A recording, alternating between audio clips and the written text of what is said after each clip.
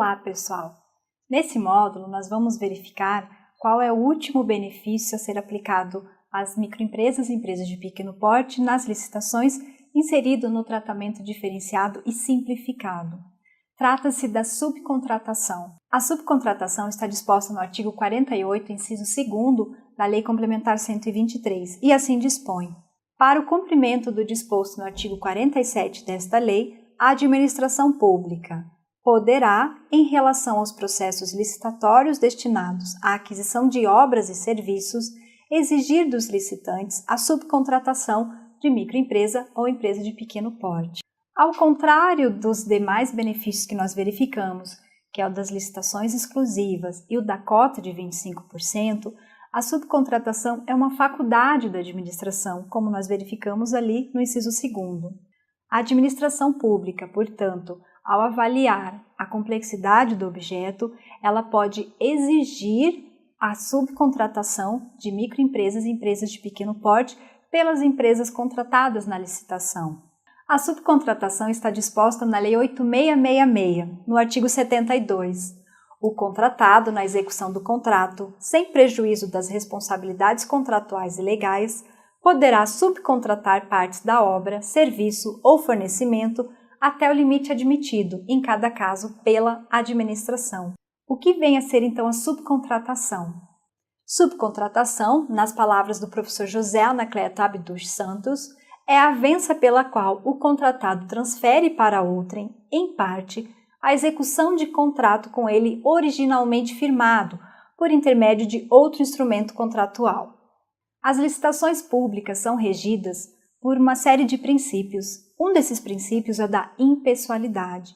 Vale dizer, não interessa para a administração pública as características pessoais, subjetivas dos seus contratados. Ainda assim, exige-se que os contratos sejam executados pelos contratados originais, ou seja, por aquelas pessoas que participaram das suas licitações, ainda que haja esse princípio da impessoalidade. Portanto, sempre que houver a possibilidade de subcontratar partes do objeto, ela será permitida. As regras em relação à subcontratação estão no edital de licitação. Se o edital nada prever a respeito da subcontratação, ela não será permitida. A regra, portanto, é da inviabilidade de subcontratação. A exceção está tratada no artigo 72 da Lei 8666 e também no artigo 48, inciso 2º da Lei Complementar 123. Nesse caso, a subcontratação será exigida de acordo com a complexidade do objeto, ela será disposta no edital e o contratado somente poderá subcontratar empresas enquadradas. Outra inovação em relação à subcontratação da Lei 8666, que a Lei Complementar trouxe, é a possibilidade de a administração empenhar e efetuar o pagamento diretamente às microempresas e empresas de pequeno porte subcontratadas. Essa regra visa evitar o prejuízo que essas pequenas empresas subcontratadas possam vir a ter no caso de a empresa contratante não honrar com seus pagamentos em relação aos seus subcontratados. Vejam que a regra na subcontratação é que a relação jurídica se estabelece entre a contratada e a subcontratada, e não entre a subcontratada e a administração. Contudo, visando o benefício das micro e pequenas empresas para que elas não tenham nenhum prejuízo por conta disso, a própria administração pública pode direcionar os pagamentos às pequenas empresas. Essa é a regra estabelecida no parágrafo 2º. Na hipótese do inciso 2º do caput desse artigo, do artigo 48, os empenhos e pagamentos do órgão ou entidade da administração pública poderão ser destinados diretamente às microempresas e empresas de pequeno porte subcontratadas. Há, porém, algumas regras em relação à subcontratação que devem ser estudadas. Vamos a elas. O Decreto 8538, ele trouxe de forma mais clara essas regras. No artigo 7º, nas licitações para a contratação de serviços e obras, os órgãos e as entidades contratantes poderão estabelecer, nos instrumentos convocatórios, a exigência de subcontratação de microempresas ou empresas de pequeno porte, sob pena de rescisão contratual, sem prejuízo das sanções legais determinando. O inciso 1º. o percentual mínimo a ser subcontratado e o percentual máximo admitido a serem estabelecidos no edital, sendo vedada a subrrogação completa ou a parcela principal da contratação. Ou seja, pessoal, no edital de licitação devem estar as regras claras a respeito da subcontratação, em especial o percentual mínimo e máximo que deve ser subcontratado. E não pode, em hipótese alguma, haver a subcontratação total do objeto. No inciso 2º, que as microempresas e as empresas de pequeno porte a serem subcontratadas sejam indicadas e qualificadas pelos licitantes com a descrição dos bens e serviços a serem fornecidos e seus respectivos valores. Essa é uma inovação da Lei Complementar em relação à subcontratação da Lei 8666, ou seja, já na licitação, o licitante já deve indicar, nomear a empresa de pequeno porte ou a microempresa que será subcontratada. Além disso, deverá também estipular o valor referente ao serviço que vai ser subcontratado e os bens e serviços que serão também subcontratados. No inciso 3º, que no momento da habilitação e ao longo da vigência contratual seja apresentada a documentação de regularidade fiscal das microempresas e empresas de pequeno porte subcontratadas, sob pena de rescisão, aplicando-se o prazo para regularização previsto no parágrafo 1º do artigo 4º. Esse inciso 3º, ele é questionado por alguns doutrinadores. Por quê? Porque o decreto estabeleceu regras em relação à habilitação, estabeleceu documentos de habilitação que a lei complementar não havia estabelecido. Portanto, ele é questionado. Ainda assim, conforme consta no próprio decreto, lembrando que esse decreto ele é aplicável unicamente à administração pública federal. Contudo, os outros órgãos e entidades também poderão se espelhar nas suas regras para definir regras próprias ou para colocar no edital. Enfim, segue a regra do inciso 3º, no qual, nas licitações, as empresas já deverão colocar, além de indicar as empresas que serão subcontratadas, as pequenas empresas, também apresentar a regularidade fiscal dessas empresas. E, é claro, o benefício da regularidade fiscal tardia também será aplicado a essas micro ou pequenas empresas que vão ser subcontratadas.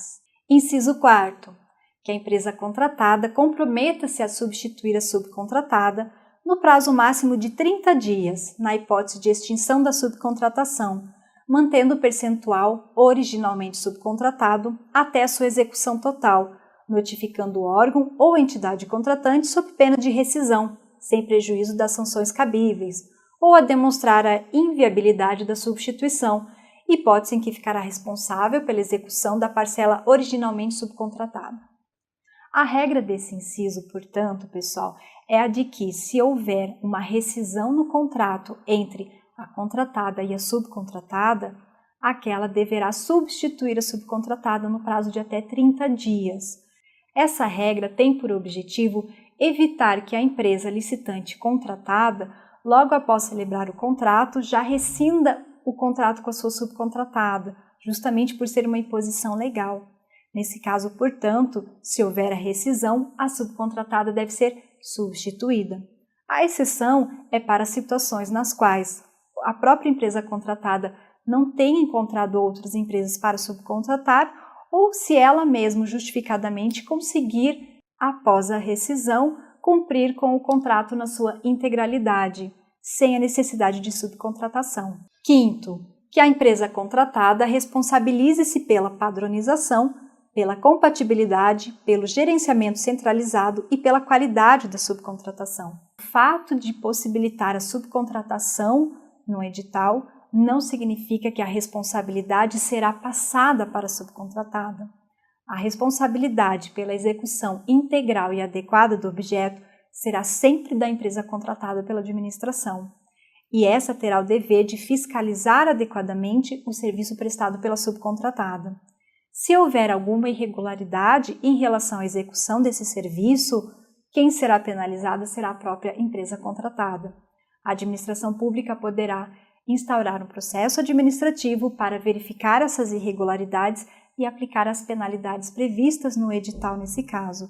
Por isso que é muito importante que, a empresa, ao subcontratar, verifique a idoneidade e a capacidade da empresa que será subcontratada, pois ela poderá ser penalizada no caso de algum inadimplemento contratual.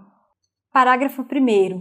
Deverá constar do instrumento convocatório que a exigência de subcontratação não será aplicável quando o licitante for microempresa ou empresa de pequeno porte. De fato, se o benefício é para subcontratação exclusiva, justamente para beneficiar as microempresas e empresas de pequeno porte, não há lógica em exigir essa subcontratação quando a própria licitante contratada é uma microempresa ou empresa de pequeno porte. Sendo, portanto, enquadradas, não haverá necessidade da subcontratação. Consórcio composto em sua totalidade por microempresas ou empresas de pequeno porte e consórcio composto parcialmente por microempresas ou empresas de pequeno porte com participação igual ou superior ao percentual exigido de subcontratação. Enfim, essas hipóteses do parágrafo 1º referem-se justamente à execução do contrato diretamente pelas microempresas e empresas de pequeno porte, não havendo necessidade de subcontratação compulsória de empresas enquadradas. Parágrafo 2º ainda. Não se admite a exigência de subcontratação para o fornecimento de bens, exceto quando estiver vinculado à prestação de serviços necessários. Parágrafo 3º. O disposto no inciso 2º do caput deverá ser comprovado no momento da aceitação, na hipótese de a modalidade de licitação for pregão, ou no momento da habilitação nas demais modalidades, sob pena de desclassificação. Tratou, então, o parágrafo 3º, pessoal, do momento no qual deverá ser comprovada a aceitação da subcontratada. Parágrafo 4º. É vedada a exigência no instrumento convocatório de subcontratação de itens ou parcelas determinadas ou de empresas específicas. A administração pública não pode, em hipótese alguma, definir quais vão ser os itens que deverão ser subcontratados. Esses itens, eles devem ser estabelecidos pela própria licitante a ser contratada e não pela administração. Também não podem ser indicadas empresas enquadradas para a subcontratação. Também é uma faculdade a escolha da subcontratada pela própria contratada. Parágrafo 5º, repetindo o disposto na lei complementar, os empenhos e pagamentos referentes às parcelas subcontratadas serão destinados diretamente às microempresas e empresas de pequeno porte subcontratadas. Essas, então, são as disposições do Decreto Federal. São vedadas a subcontratação das parcelas de maior relevância técnica, assim definidas no instrumento convocatório. O que são essas parcelas de maior relevância técnica? São aquelas que demandam aspectos e conhecimentos técnicos superiores, que nem todas as empresas possuem. E essas parcelas de maior valor significativo e de maior relevância técnica somente podem ser executadas pela empresa contratada. Essa é a regra, inclusive, na própria Lei 8666. Nenhuma empresa subcontratada poderá executar essas parcelas de maior relevância técnica. Por fim, inciso 2º, a subcontratação de microempresas e empresas de pequeno porte que estejam participando da licitação. Essa regra também é muito clara, no sentido de que, se a empresa já está participando da licitação, ela não pode ser subcontratada. Essas, então, são as considerações sobre a subcontratação de microempresas e empresas de pequeno porte, como parte do benefício do tratamento diferenciado e simplificado direcionado a essas empresas.